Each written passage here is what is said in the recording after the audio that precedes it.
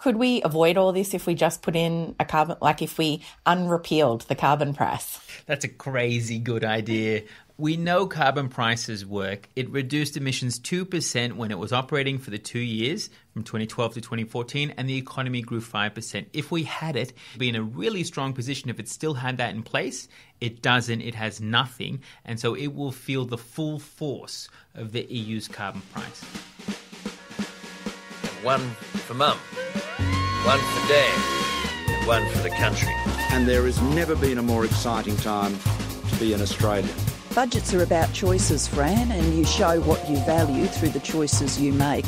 Dead, buried, cremated. This is coal. Don't be afraid. Don't be scared. Australia's basically done for. We'll just end up being a third-rate economy. A banana republic. How good is Australia? Just follow the money. G'day, and welcome to Follow the Money, the Australia Institute's podcast demystifying the big economic issues in Australia and putting them in plain English. I'm Ebony Bennett, Deputy Director at the Australia Institute, and today we're going to be talking about how the European Union, or the EU, plans to level the playing field for its carbon-intensive industries as it tries to achieve net zero emissions by 2050. It recently announced a whole suite of ambitious policies designed to meet this target, one of which is something called a Carbon Border Adjustment Mechanism, or a CBAM, as we've taken to calling it here in the office. And this policy in particular could have big implications for carbon-intensive Australian exports, which have been polluting for free ever since Tony Abbott repealed Australia's carbon price. The idea of a carbon border tax is gaining ground in the United States and the European Union. A carbon border tax to level the playing field for European products if other countries do not go as far as us or refuse to go in the right way. Carbon-heavy imports will be met with tariffs. Basically, they're calling it a carbon border adjustment mechanism. They're going to be inevitable, and I think it won't just be the European Union. I think it would be the US that's looking at it as well. I wouldn't be surprised if the UK gets on. Australia is going to face trade penalties if we don't do more on climate change, aren't we? Change on this scale is never easy, even when it's necessary. Show us what's on the menu and show us what it costs, and we'll decide whether we're going to eat it. It's technology, not taxes, that's going to solve this problem. If we get to minus 55 in 2030 and climate neutrality in 2050, humanity has a fighting chance. So today we're talking to Richie Merzian, Director of the Climate and Energy Program at the Australia Institute, and Hannah Melville-Ray, who is an Anne Cantor Fellow at the Institute, to unpack exactly what a CBAM is and why Australia should care about it. G'day, Richie. G'day, Hannah. Thanks for joining me. Thanks for having us. So, Richie, firstly, what is a carbon border adjustment mechanism? Yes, what is a CBAM? So, given the EU has just upped its ambition, locked in its net zero target, but also will at least halve its emissions, get to 55% by the end of this decade, it can't keep giving a free pass to its most high-polluting industries. So it will bring on a carbon price for those sectors like steel and aluminium, and to make sure that they don't become uncompetitive, will tax imports in those same goods coming in.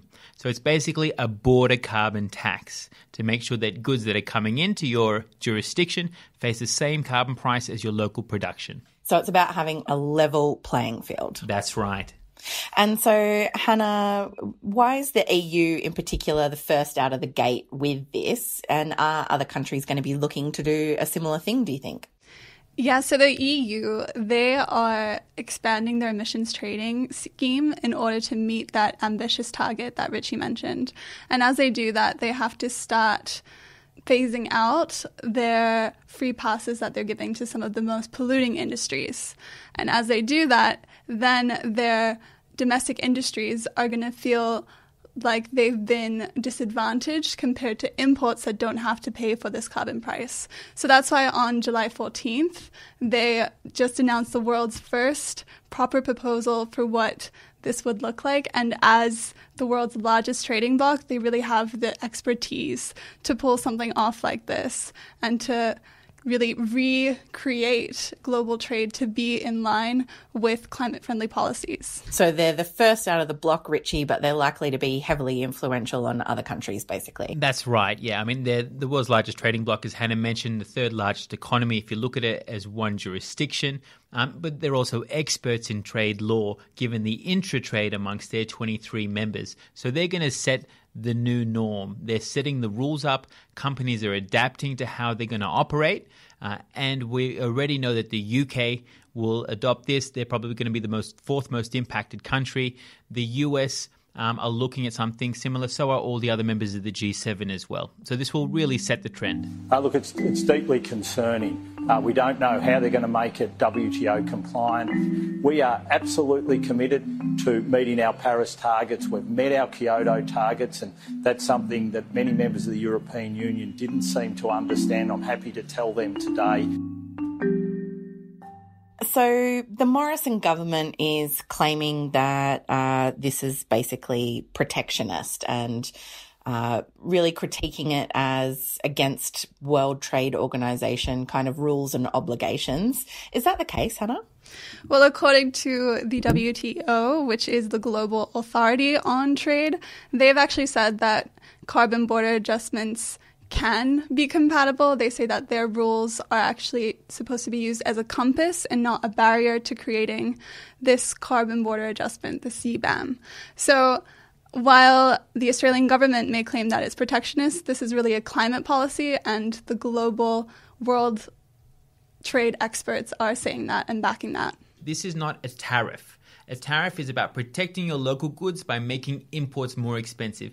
Very much was popular back in the day, especially when you had industries and manufacturing industries that you were trying to protect, like when we had our car manufacturing industry and we put a 5% import tariff on foreign vehicles. Now, this is not that, because it's the same cost that will be applied to local goods as it would be imports. Therefore, it's a tax, not a tariff. It's a levy, not a tariff. If you hear tariff, then you know that it's someone who's just trying to push an argument that is protectionist when it won't be. This is not trade protection, it's climate protection, and there's a real big difference. And you have to figure the EU knows something about, as the world's largest trading bloc, something about designing these. Absolutely. You know? So essentially, when the CBAM comes into effect, Australian companies will just be making up the difference between the lack of a carbon price in Australia and the EU's carbon price. And that's why we say that it's leveling the playing field. Carbon-heavy imports will be met with tariffs, something Canadian exporters could avoid thanks to Canada's federal price on carbon. If it can be shown that a carbon price has been paid for the embedded emission in those imported goods, that amount will be removed from the importer's bill. By addressing carbon leakage in this way, companies elsewhere will be incentivized to green their production processes. And the CBAM would also encourage foreign governments to introduce greener policies for industry. Could we avoid all this if we just put in a carbon, like if we unrepealed the carbon price? That's a crazy good idea. We know carbon prices work. It reduced emissions 2% when it was operating for the 2 years, from 2012 to 2014, and the economy grew 5%. If we had it, we would actually be on a level playing field. In fact, when I was at the Department of Climate Change, there was regular working group meetings with the EU who were designing their emissions trading scheme at the same time about how the two would connect. Australia would be in a really strong position if it still had that in place. It doesn't. It has nothing. And so it will feel the full force of the EU's carbon price. If and when, Richie, the EU passes the CBAM, what impact is that going to have on Australia? It's likely the EU will pass this. The Parliament voted overwhelmingly for this proposal to come forward, and over the next year they'll negotiate it through their countries in Parliament. When they do bring this in, it will have a modest impact on Australian companies, given that there's limited trade in exposed emissions-intensive goods, a little bit of iron and steel, for example, which will be directly impacted. It's the indirect impacts that are most interesting. So, for example, the coking coal we send to China, that then gets made into iron and steel. That will ultimately face a carbon price when it gets to the EU. So how will those costs be passed down the supply chain, down the line? That's really the most interest. And then the second is, this will probably expand beyond the EU, the UK, the US, but also in our neighbourhood in Japan. And when that happens, much larger trading partners are involved and probably a much larger impact. Australian steel and aluminium exports worth $20 billion will be affected, while Chinese products made with Australian coal are likely to be the worst hit. So, Hannah, where Richie's talking there about the impacts on some of our industries, but not exactly many Australian industries are exporting directly to the EU. But the report that you helped co-authored, also looked at things like alumina and our aluminium exports. Why are they likely to be impacted? Essentially, the industries that will be impacted are the ones that are both polluting, so they're carbon intensive, but they also have to be export dependent. So alumina and aluminium in Australia, that makes up the majority of our emissions-intensive trade-exposed industries. And actually, when you look at these industries, already 64% of our aluminium metal is going towards countries that have a carbon price or that are considering carbon pricing. So while the conservative voices potentially in Australia are saying that CBAM won't have an effect, that's really because they're focusing just on the EU, when really what we know is that this has potential to really cascade into new global norms. And when that happens, of course, all of our industries that are highly polluting because they might run on coal or are dirtier compared to our competitors overseas, they will definitely feel these impacts. And the report mentions that those industries, particularly alumina and aluminium, are worth about $12 billion in exports at the moment. Richie, is there any capacity for those emissions-intensive trade-exposed industries to clean up their act? Do they have to be coal-powered? Yeah, there sure is. Look, emissions-intensive trade-exposed industries. You can blame Penny Wong for that acronym. they were called ETs back in the day of the CPRS.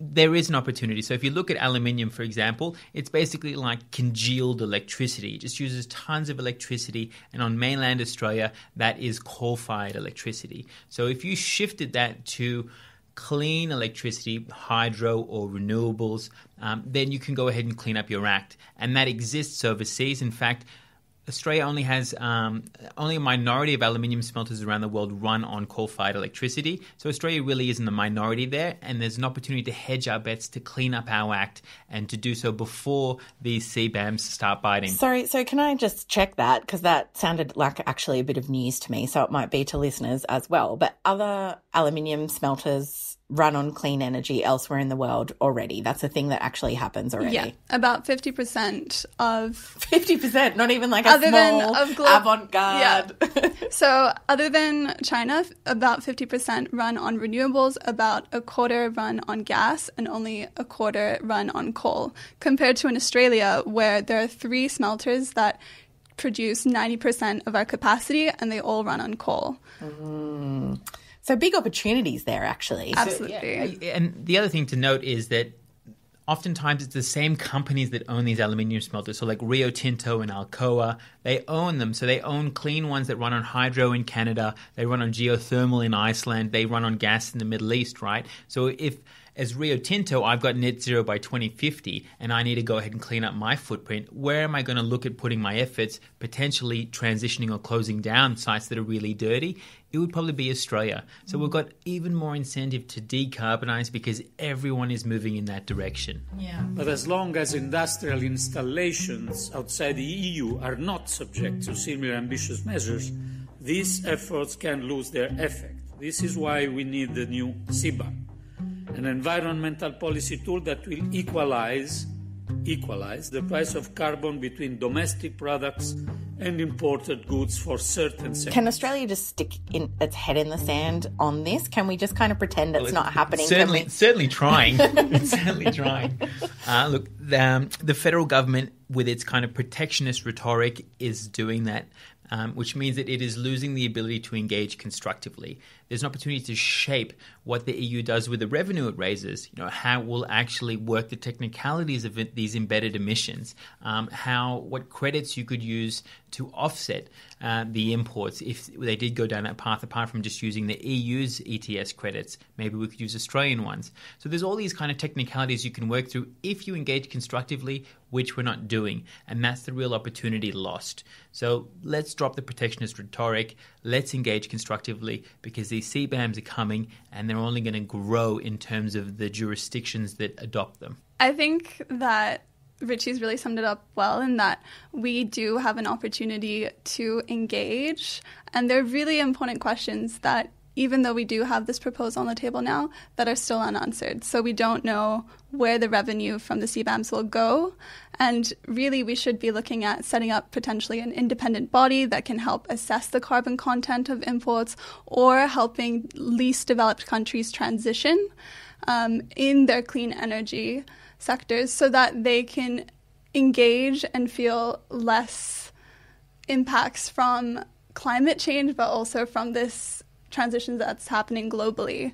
And also, I think Australia is well positioned to engage, because our businesses have had to do carbon accounting since 2007.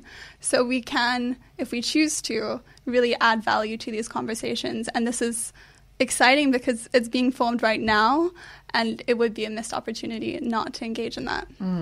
Any final thoughts, Richie?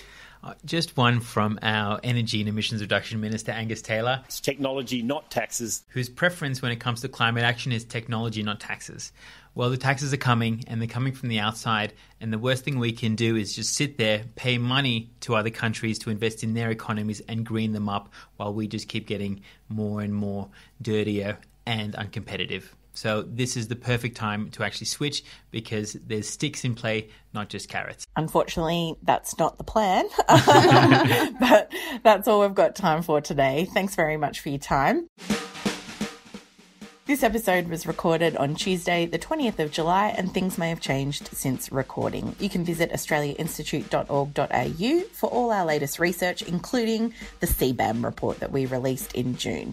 We're on Twitter at the Oz Institute with an AUS. My Twitter handle is Ebony_Bennett with a DNT. Richie Merzian is at Richie Merzian, and Hannah Melville Ray is at Hannah Mel Ray.